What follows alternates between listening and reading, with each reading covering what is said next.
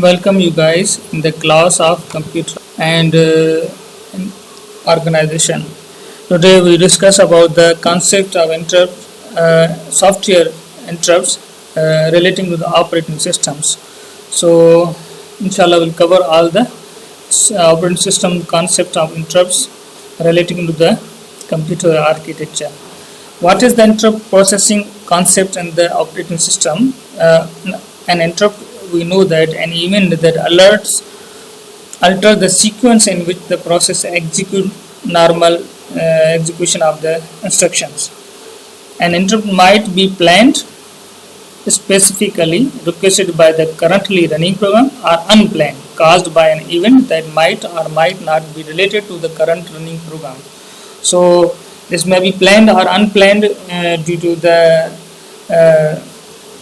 situation of the execution of instructions. Interrupt might be planned or specifically requested. So there are 6 types of interrupts relating to the operating system we discussed today, inshallah, in which we have the supervisor calls or SVC interrupts. These interrupts occur when the program issues an SVC call to request a particular system service. SVC interrupts lead the program being executed and passes control to the supervisor so that it can perform the services. Programs request these services through macros such as open a file, get man, obtain storage, or write a message to the system operator. So these are the priorities called by the during the execution of the program. So this is the supervisor call. Opening a file, getting the storage for read or write, or the writing a message to the system operator. So these are the supervisor call interrupts. In the IO interrupts, these interrupts occur when the channel subsystem signals a change of status, such as an input-output operation completing and an error occurring, or an IO device such as printer has become ready for work during any process. So this is the IO interrupts. And the external interrupts, these interrupts can indicate any of several events such as time interval expiring, the operator pressing the interrupt key on the console, or the processor receiving a signal from another processor.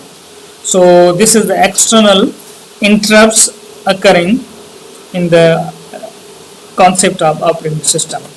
Restart interrupts.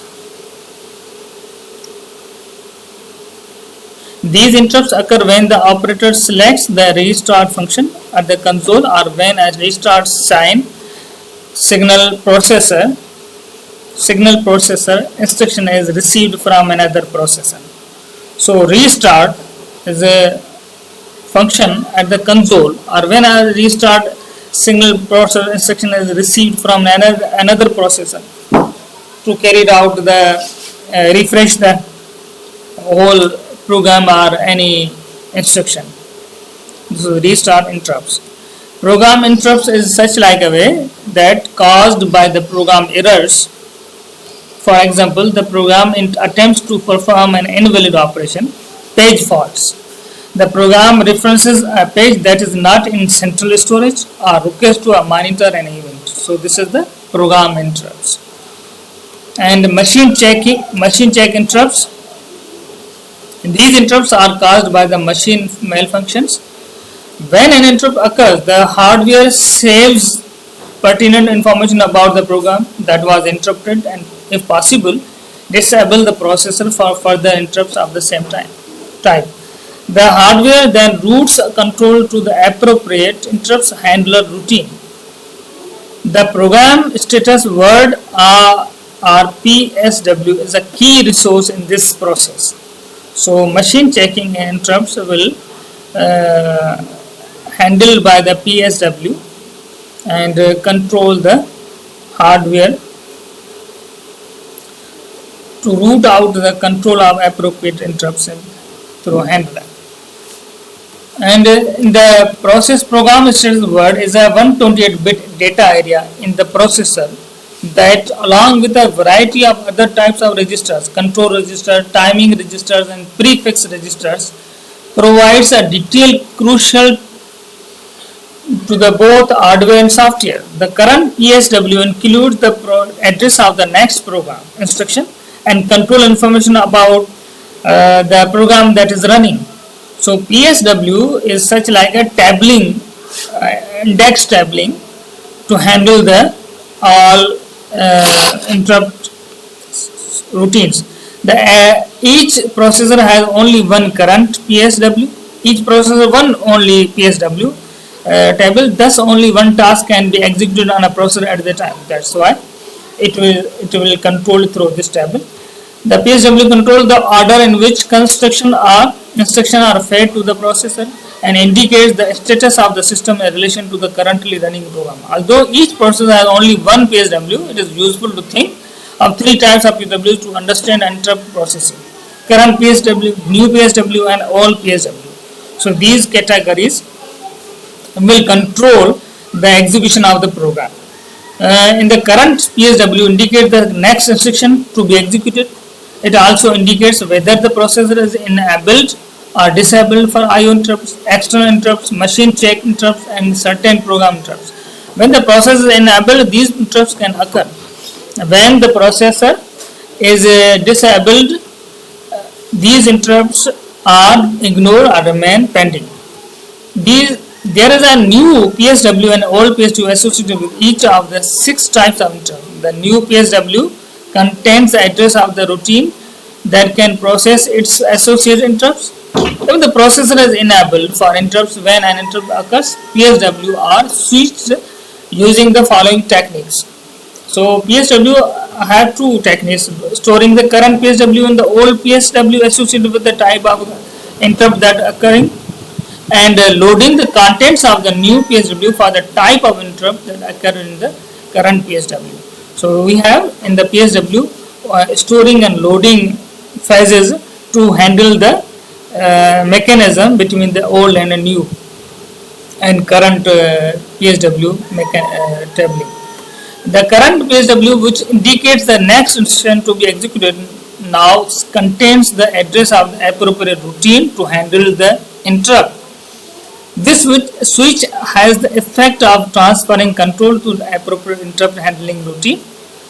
In the mainframe architecture provides registers to keep track of things such as PSW, for example, is a register used to contain information that is required for the execution of the current active programs. So we know in the mainframes provide the registers as follows: access registers. These registers specify the address space in which data is found. Access like the data registers. General register. These registers address data in storage and also hold user data. And floating point registers. These registers hold numeric data in floating point form. I/O control registers. These registers are used by the operating system itself. For example, floating point registers are registers hold numeric data in floating point form. So I control registers. These registers are used by the operating system itself. For example, as a reference to the translation tables. So these type of registers used in the mainframe to handle the all interrupts. This figure shows the use of registers and PSW working relationship between them. So we have the 16 access registers are 16, and these registers have 32-bit length, and general purpose registers are 16 also, and have the 64 bits registers length. And we are a floating point have the also 16 registers available in the mainframe, and we have the registers length are 64. So these are the mechanisms used in the ABC virtual storage address. We have ABC addresses, locations, and the real is this is the real and this is the virtual address to be handled by the interrupt. And program instruction were PSW, virtual instruction address 64 bit length handled by the registers and 16 control registers which having the 64-bit lengths. But for tables use, up to 5 levels of translation tables can be handled in the control registers to execute the to control the system PSW system. So this is the showing the use of registers and PSW in the mainframe, and there how many registers are used in this PSW mechanism and what are the length of these registers. So thank you very much for this